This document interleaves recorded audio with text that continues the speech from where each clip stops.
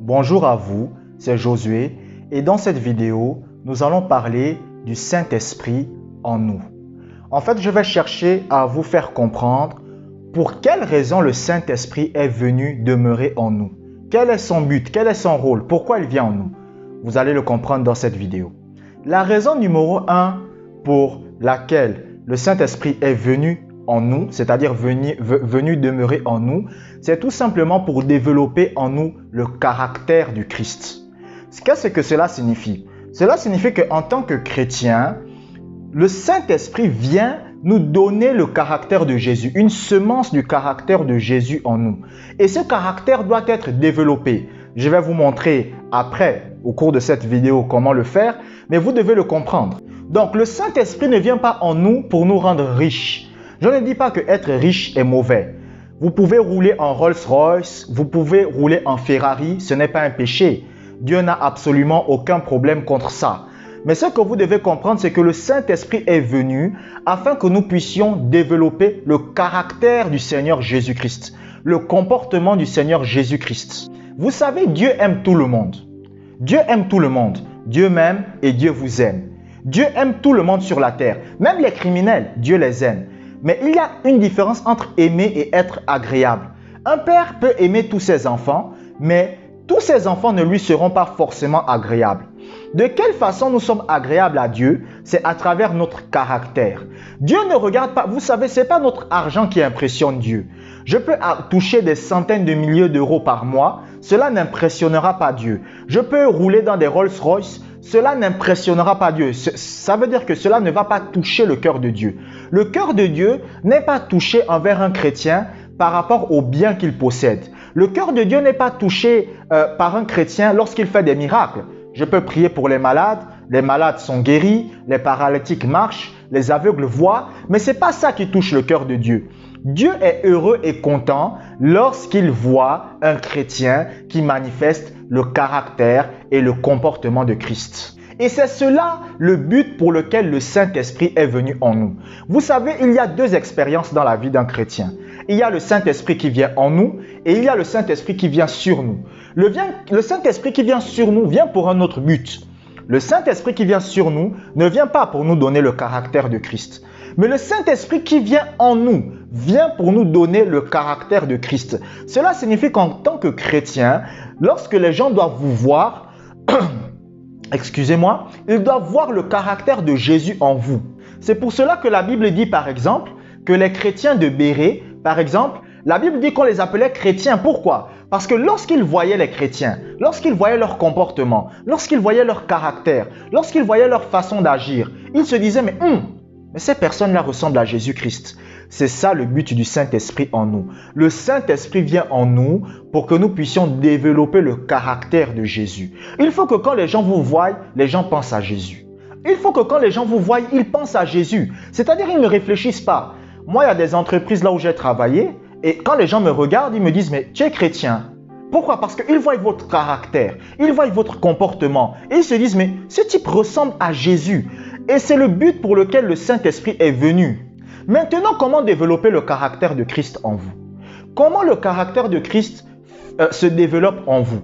Je vais d'abord vous révéler une chose. Le caractère de Christ en vous ne se développe pas par la prière. La prière ne développe pas le caractère de Christ. Vous savez, je vais vous raconter une petite anecdote. Il y a une femme de Dieu, un pasteur que je connais, que je connaissais, bon aujourd'hui on ne se côtoie plus vraiment, mais que je connaissais, c'était une femme de prière, vous comprenez? Une femme qui prie. Un jour, elle a demandé dans son église à ce que les gens puissent donner des offrandes, tout simplement parce qu'elle voulait construire le plafond de l'église. Lorsque les fidèles ont donné l'argent pour l'église, qu'est-ce qu'elle a fait? Elle a pris l'argent, elle a fui avec l'argent.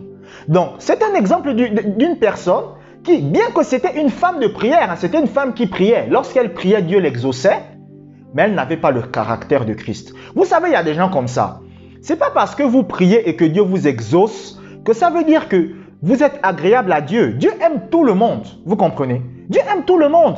Ce n'est pas parce que quelqu'un va demander à son père à manger et que son père lui donne à manger que son père est forcément content du caractère qu'il a. Vous comprenez? C'est la même chose avec Dieu. Est-ce que vous comprenez? Et la prière ne change pas le caractère d'un chrétien. La prière ne fait pas en sorte qu'un chrétien devienne meilleur. Non, il y a des personnes qui sont nerveuses. Vous allez voir, il y a des femmes, elles sont nerveuses. C'est-à-dire lorsqu'elle a un problème avec son mari. Même si son mari vient demander pardon, elle refuse le pardon. Elle dit non, je refuse ton pardon. Pourquoi? Même si c'est une femme de prière. Mais elle n'a pas le caractère de Christ. Et je vais vous révéler une chose. J'aimerais dire ça aux femmes qui sont en train de me regarder. La Bible dit qu'on ne gagne pas un mari par la prière. Un mari ne se gagne pas par la prière. Un mari se gagne par le comportement et le caractère. Lorsque votre mari voit votre comportement, lorsqu'il voit le bon caractère que vous avez, il va donner sa vie à Jésus. Mais ce n'est pas par la prière. La prière ne change jamais le caractère et le comportement des gens. Regardez l'exemple de David. David était un homme de prière, mais il a tué Uri pour voler sa femme. Regardez l'exemple de Samson.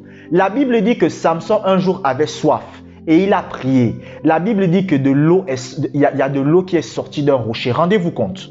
Un homme qui prie, mais de l'eau sort d'un rocher.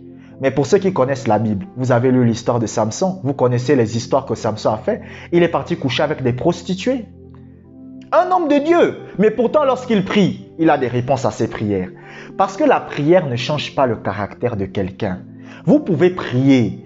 Vous pouvez avoir des grandes choses. Mais ça ne change pas le caractère de quelqu'un. L'apôtre Paul a dit, si j'ai la foi jusqu'à déplacer les montagnes, mais que je n'ai pas l'amour, c'est-à-dire que je n'ai pas le caractère, ça ne me sert à rien. Et c'est la même chose avec la prière. Vous pouvez être un homme de prière. Vous pouvez être une femme de prière qui bouge les montagnes. Quand vous priez, Satan tremble. Mais le caractère n'est pas bon. Parce que la prière ne développe pas le caractère de Christ en vous. Mon caractère n'est pas développé parce que je prie. Je ne suis pas en train de dire que prier n'est pas bon. La prière a un rôle spécifique dans la vie d'un chrétien. Mais la prière ne change pas un chrétien. Là, je vous le dis catégoriquement, vous pouvez prier de minuit à 6 heures, votre caractère ne va pas changer. Il y a des choses qui vont changer dans votre vie. Il y a des miracles qui vont se produire, mais le caractère ne changera pas. Mais qu'est-ce qui fait changer le caractère d'un chrétien? C'est simplement la méditation de la parole de Dieu. C'est la méditation de la parole de Dieu qui fait en sorte que votre caractère change. C'est la méditation de la parole de Dieu qui fait en sorte que votre comportement change. Le Seigneur a dit dans la Bible, il a dit, si vous demeurez en moi, vous porterez beaucoup de fruits. Vous comprenez? Qu'est-ce que cela signifie? Demeurer en lui, qu'est-ce que ça veut dire? C'est simplement méditer. C'est simplement méditer la parole de Dieu. C'est pour cela, j'ai l'habitude de répéter ce verset et je sais que beaucoup vous le connaissez. Josué chapitre 1 verset 8. Que ce livre de la loi ne s'éloigne point de ta bouche, médite-le jour et nuit. C'est l'instruction que Dieu va donner à Josué. Parce que Dieu savait que pour qu'un homme de Dieu, pour qu'une femme de Dieu, pour qu'un chrétien puisse développer le caractère de Christ en lui, puisse développer le caractère de Jésus en lui, ce n'est qu'avec la méditation.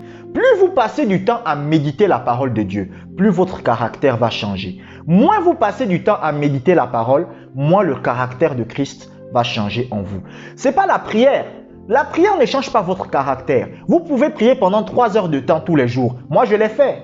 Je l'ai fait, mais ça ne change pas le caractère. Mais c'est à partir du moment où vous commencez à méditer la parole de Dieu que le caractère change. C'est quoi la méditation de la parole de Dieu?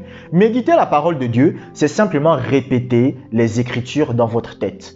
Ça n'a rien de compliqué. C'est simplement répéter les Écritures dans votre tête. Vous lisez un passage de la Bible et vous vous posez cette question. Qu'est-ce que Dieu veut me dire à travers ce que je lis? Une fois que vous avez la réponse de ce que Dieu veut vous dire à travers ce que vous lisez, qu'est-ce que vous faites? Vous répétez cette pensée dans votre tête, c'est tout. Je vous prends un exemple. Aujourd'hui, j'ai lu le livre de Romains chapitre 14. Lorsque j'ai fini de lire le chapitre de Romains chapitre 14, je me suis posé cette question. Qu'est-ce que Dieu veut me dire à travers ce que j'ai lu? Et pendant que je réfléchissais, une pensée m'est venue à l'esprit. Je me suis dit, Dieu veut me dire que je dois accomplir mon appel. Qu'est-ce que j'ai fait ensuite? J'ai écrit ça sur une feuille. Dieu veut que j'accomplisse mon appel. J'ai écrit ça sur une feuille. Après avoir écrit ça sur une feuille, je répète ça dans ma tête. Donc, j'ai fait 2 heures de temps allongé sur mon lit et j'étais en train de répéter ça dans ma tête. Dieu veut que j'accomplisse mon appel. Dieu veut que j'accomplisse mon appel. Dieu veut que j'accomplisse mon appel. C'est ça qu'on appelle la méditation. Et vous pouvez aussi méditer en prenant des versets. Je vous dis par exemple, souvent ici, prenez des versets sur la guérison divine et vous les répétez dans votre tête, vous les méditez. C'est la méditation qui change le caractère de quelqu'un. Ce n'est pas la prière, bien-aimé. Ce n'est pas, écoutez, vous pouvez être un homme de prière. Moi, j'ai été ça, vous comprenez? Vous pouvez être une femme de prière, un homme de prière et avoir de la haine dans le cœur. Vous pouvez être un homme de prière, une femme de prière et être un escroc. J'en ai vu. J'ai vu des personnes qui sont des hommes de prière, ils prient, mais c'est un escroc dans l'église. J'ai vu des gens, écoutez, j'ai même vu des personnes qui sont des hommes de prière et qui font avorter les sœurs. Vous comprenez? Il fait avorter une sœur que avorte. J'ai vu ça. Donc, tout simplement, je vous dis ça, c'est pour vous faire comprendre que ce n'est pas le fait de prier qui change les gens. La prière ne change pas les gens. Mon cœur, le caractère du Christ en moi ne se développe pas parce que je prie. Le caractère du Christ en moi se développe parce que je médite la parole. Plus vous méditez la parole, plus le caractère du Christ va se développer en vous. Et c'est la maladie des chrétiens aujourd'hui. Les chrétiens d'aujourd'hui aiment beaucoup prier, mais ils n'aiment pas méditer. Ils aiment la prière, mais ils n'aiment pas méditer la parole. Rares sont les chrétiens qui méditent la parole. J'ai rarement vu les femmes de prière qui méditent la parole. Rare. J'ai rarement vu des chrétiens qui méditent la parole. Rarement. Mais les prières, j'en ai vu. Je connais des gens qui peuvent prier de minuit à 6 heures, mais qui ensuite escroquent les gens. Il y a même des hommes de Dieu que je connais. Ils prient de minuit à 6 heures. Et ensuite, il dit à la sœur, viens me trouver, je vais oindre tes seins avec l'huile d'onction. Comme ça, tu auras la bénédiction. Parce que la prière ne change pas le caractère des gens. Comprenez ça, mon frère, ma sœur. C'est la méditation de la parole de Dieu qui change le caractère des gens. Je vous remercie d'avoir regardé cette vidéo jusqu'à la fin. Si vous avez été édifié, je vous invite à liker cette vidéo, à vous abonner. Que la grâce de Dieu soit avec vous. Portez-vous bien.